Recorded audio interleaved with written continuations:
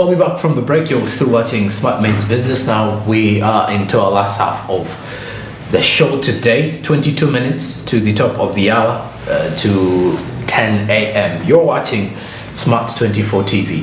Now we're going into our on-ground conversation. This time around, rotating around solar businesses.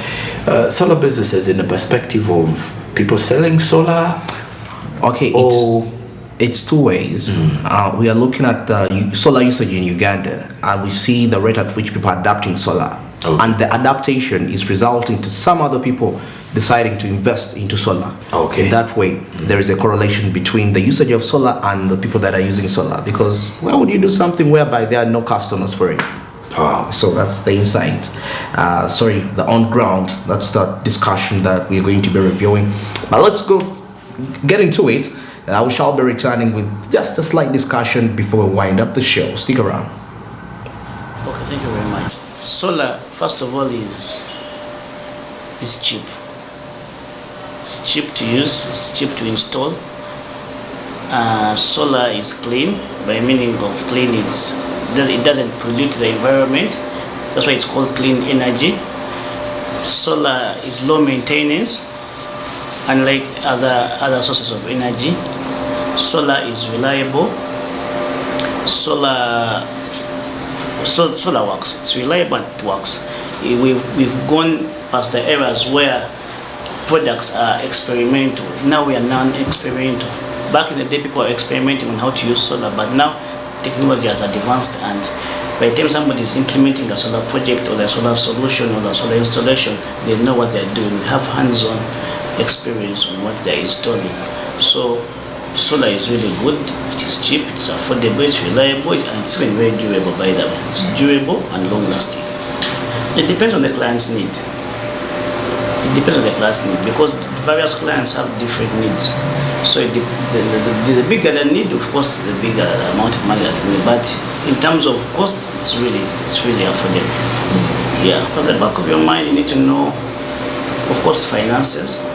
But before we do that, I come and do what I call a site assessment, and I assess for you your site and say for this kind of project, maybe you need a solution A, B, C, D, E, F, G. So and the other thing also, you the client must be able to know the use of solar. Right? Okay, by the time you want to put up a solar project or something, at the back of your mind, you must know the benefits of solar. You must be knowing, yes, whatever I'm going to do is going to benefit me. Then you can inject an investment into it. Yeah. So you save a lot, over like 60-70% on the normal hydroelectricity bills. You'll save up to about 60 or 70%. Now for this project right now that we've just installed, so it's going to save 100% because it's going solar full time. If you're using solar full time, then you're saving electricity 100%. Yeah. And then in terms of security, it is safe. Where I mean it's safe, you will not get issues of fire outbreaks because of a short circuit here and there. No. So solar is really safe and reliable. Okay. Absolutely, yes. I would appeal to the government of Uganda, especially the Ministry of Energy, to create more awareness for the public. About the benefits of use of solar. For set up like sensitization online platforms and information online, because the world has gone online and advanced. Let them create online platforms and put this information there to the public that solar is safe, solar is reliable and cheap to use. And let them also advance, say, grants or small-scale financing to projects like this, so that we can help the public benefit from these solar solutions. Then they can also help the public by setting up street poles. Now you see the project we are setting up street poles here.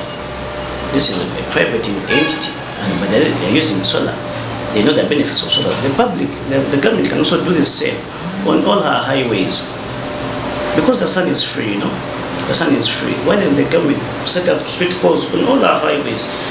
It is cheap, it is reliable, and it's secure. So I appeal to the government to put more emphasis on solar and clean energy. It saves the pollution. So the pollution of the environment, the energy is conserved. The environment is conserved, and there's no pollution. Okay. That is solar usage in Uganda, and of course, as a result of that, we see the rise of that is solar businesses. People doing the solar, applying, and of course, we see that there are advantages that come with it.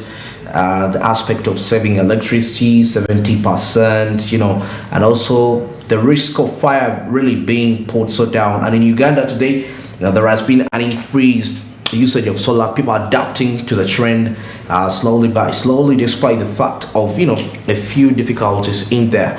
But although we look into the solar, there are some other side of it which may not be necessarily really some sort of like every good thing has quite another side to it. And now we look at side to the solar panels, the manufacturing of these panels in most cases, unless we have efficient technology, might really lead to greenhouse emissions as a result. But of course, with the favorable technologies, that can be really sorted, and maintenance costs at the same time, maintaining the solar, putting up something, and so many other related aspects. But we see so many people that are coming up with the solar related items. And recently, we cannot, of course, not talk about the irrigation. Anyway, we shall be looking at that. But Joram, your uptake on solar, I mean, Ugandans are using solar, and everyone is talking about solar. What's your opinion on that? Okay, me, I have another opinion regarding that. However much it's really hyped up so much, and given all this, but I believe there is another side to it which we don't really get to observe as efficient. Somebody may ask themselves, is solar energy reliable? Is it a reliable means of energy? Because remember, it relies on the sun. It is reliable. It's reliable, and it's a one-off. One-off in a way that when you go to rural areas where people only need light in the night, so if you have your solar panel with you, a simple rechargeable solar panel that you can have, and it's going to light up, because in the villages you don't expect someone to cook using solar, so they normally use it for maybe light, actually light, television or radio. So it's just for simple lighting and everything. It is when it comes to business, this is where you would actually now that is from a personal perspective. Now when we talk business matters, you do realize it may not be that much exactly. I've seen schools in the country that have installed solar panels that serve as an alternative once hydroelectric power is off. So they normally use it to power a little. It may not give you as much as electricity gives you, the strength, but it depends on how many you have, the panels you have. How many you have, because that is when you're going to generate more power for yourself. But as an alternative, it is because when you look at different people in Uganda, there are people, for example, there are businesses in Uganda that don't necessarily focus on the hydroelectric power because of the costs it comes to it. True. The electricity tariffs. So you always look for alternatives. You look for maybe let's say biogas and all that. People trying to generate their own power, not benefiting on the other. So when it comes to the cost, it is something that someone can actually. It is reliable. It's reliable to the cost. Yeah, because I also look at this other aspect of maintenance. Also even setting up a solar system to set it for you. I was talking to somebody that does that, and they told me, of course, they have packages depending on what you want, but we're talking about 5 million plus, 10 million plus, and compared that to how much you need to install hydroelectricity, getting a pole. I mean, you may spend like 2M, but solar you can spend more than that. I mean, there is that expense to that. And talking about if you really want to generate, lots of power, you're going to need more panels, and it all comes back to the maintenance side of it. It's very, very, very expensive. Anyway, that's how I look at it in that aspect. It's better an alternative, but not something to rely on entirely, because I don't think it's been developed to an extent that we can really rely on it.